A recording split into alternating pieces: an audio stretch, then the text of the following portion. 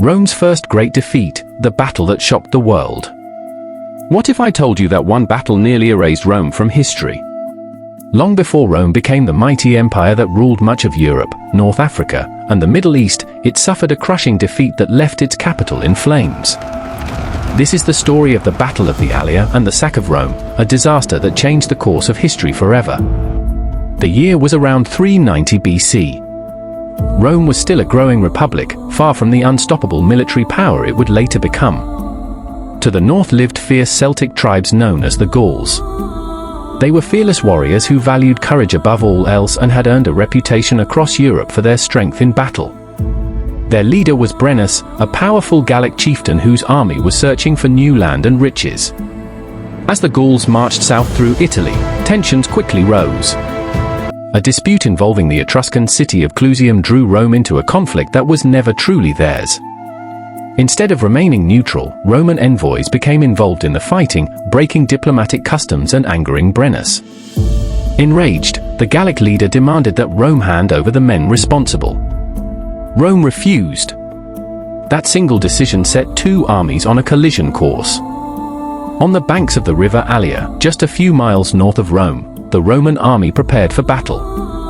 The Romans believed they could stop the invaders before they reached the city, but they made serious mistakes. Their forces were poorly positioned, their lines were stretched too thin, and many of their soldiers had little experience facing warriors like the Gauls.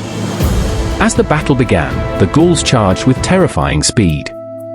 They shouted battle cries that echoed across the valley while crashing into the Roman line with overwhelming force.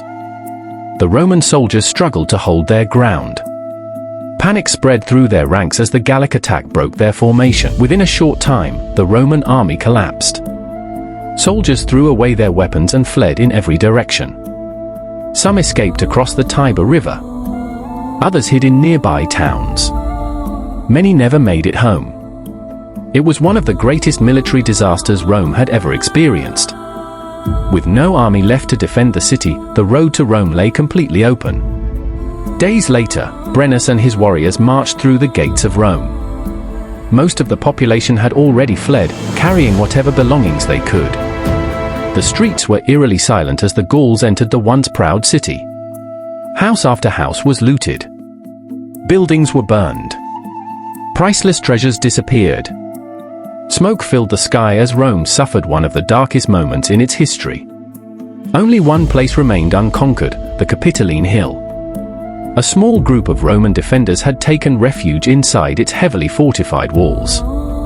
They knew they could not defeat the Gauls in open battle, so they prepared for a desperate siege. One night, Brennus ordered a surprise attack. Under the cover of darkness, Gallic warriors quietly climbed the steep cliffs leading to the fortress. The Roman guards failed to notice them. But according to ancient Roman tradition, something unexpected saved the city. Sacred geese kept at the temple of Juno suddenly began honking loudly, waking the sleeping defenders. The noise alerted the Romans just in time. They rushed to the walls and drove the attackers back before they could capture the fortress. Although the story of the geese may have been exaggerated over time, it became one of Rome's most famous legends, reminding future generations that even in defeat, hope could survive. The siege dragged on for months. Disease and hunger spread through both camps. Eventually, the exhausted Romans agreed to pay Brennus a huge ransom in gold to leave the city. As the gold was being weighed, the Romans protested that the Gauls were using dishonest scales.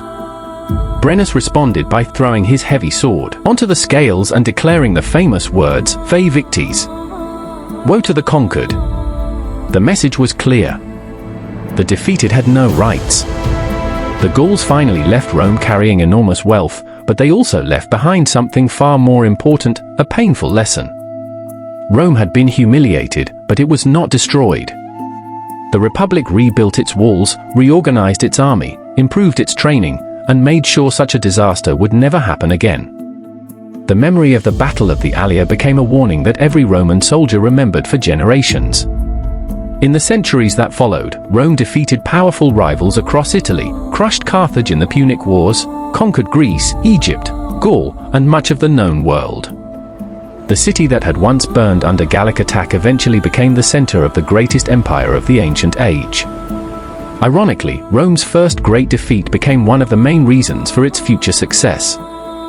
Failure forced Rome to adapt, to become stronger, and to build the military machine that would dominate history for centuries. Sometimes, history's greatest empires are not built on endless victories. They are forged in the ashes of their darkest defeats.